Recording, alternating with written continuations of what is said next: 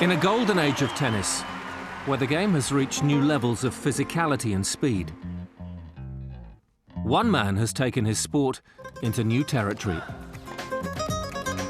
It's amazing to watch that sort of player, a real modern type of player. On this surface where he's the best, I think, that ever had played this game. Combining athleticism and power with skill and determination. He's become such a complete player. He's almost impossible to beat. He shines even in an era of so many greats. His record is phenomenal, and at his age to be so consistent, it's very nice to see. He has such a winner mentality, something that I never seen in tennis before.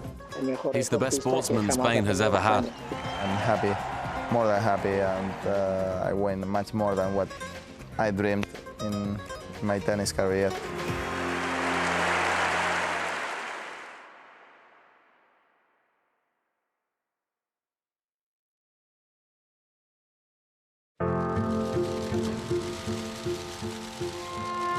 To rank amongst the greatest, you need to work harder than the rest.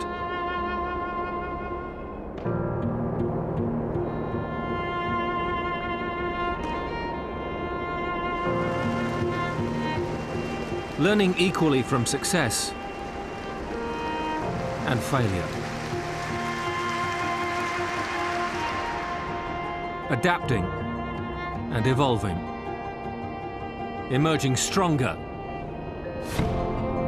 eventually defeating the best, as the world watches on the greatest stage of all.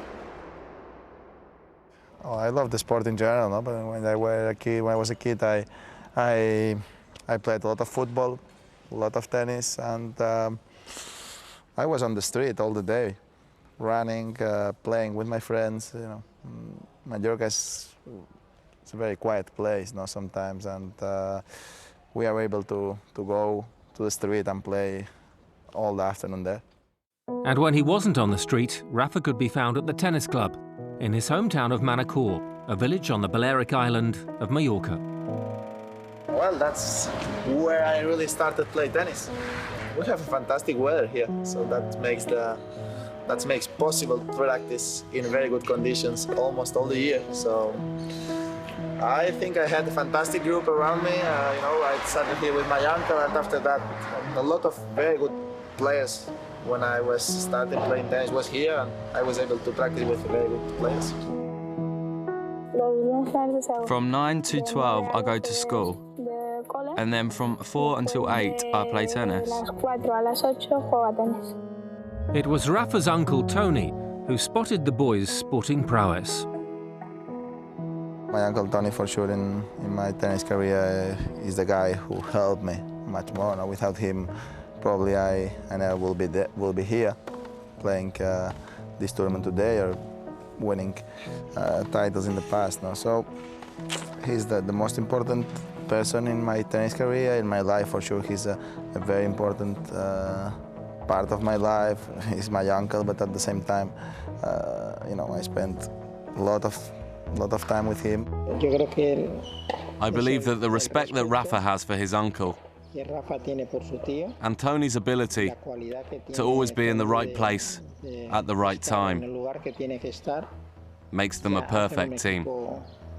The Nadal family knew sporting talent when they saw it.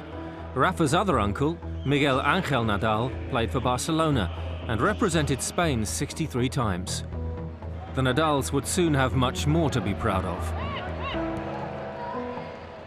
All my family, my parents, sister, the rest of the uncles, grandfathers, everybody was really important for me. You know, I had a really, you know, unit family, and that was really important. 1998 French Open champion Carlos Moya was also from Mallorca. It wasn't long before their paths crossed. The first time I met him, he was 11 years old. I hit with him like 20 minutes. It was not back home, it was in Stuttgart. During the indoor tournament, he was playing an under-12 junior, under-12 event, Nike event. And he was with a Nike person, came to me, and he asked me, that person asked me if I wanted to hit with Rafa 20 minutes. Then we started a friendship there. Uncle Tony's hardline training regime sometimes upset the young Rafa. but the results were hard to argue with. At 15 years and 10 months, Rafa won his first ATP Tour match, defeating Ramon Delgado. And his grounding on clay had given him an advantage. You have to work harder for a point, that's for sure. You don't rush like a guy who comes from fast course, he wants to finish the point right away, and that's not possible on clay, because the ball comes back to you all the time. So you have to be a more complete player. So you know how to drop shot, maybe play a topspin lob, and better condition physically, you have to be stronger. Rafa's clay court prowess would be shown to the world when at just 18 he was picked for Spain's Davis Cup team against 31-time champions, the United States. The tie took place in Seville on clay, and even though he was not even in the world's top 50 at the time, Rafa was selected to play ahead of former world #1 Juan Carlos Ferrero. And though many were surprised at the inclusion of the young Mallorcan, the Americans had done their homework. Nadal's played a lot of tennis recently. He's obviously got a tremendous future ahead of him, and he's a great player right now. So we sort of suspected that that could happen, and that doesn't mean that Nadal will play on the last day if it comes down to that. The venue in Seville was renowned for its intense atmosphere. I think that's a huge stadium. It's going to be full, 26,000 people. So it's going to be very exciting, and hopefully they're going to help us to win this very difficult tie. Carlos Moya had been one of the guiding lights of Rafa's early career. But the young Spaniard would be on his own when he took on Andy Roddick, the world #2.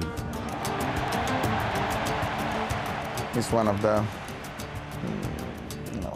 unforgettable experiences in my life, especially in my tennis life. The players had met at the US Open earlier that year, Roddick winning in straight sets.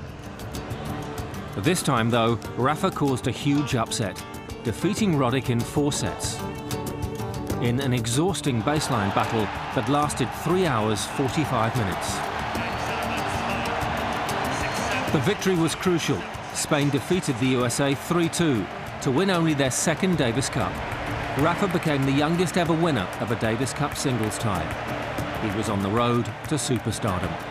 Sure, it was the first big victory in my career, and in front of my people. It was really, really emotional.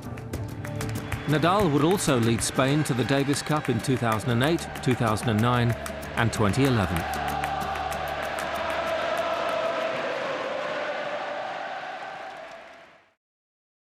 In 2005 saw Rafa make his first appearance in Paris at the French Open.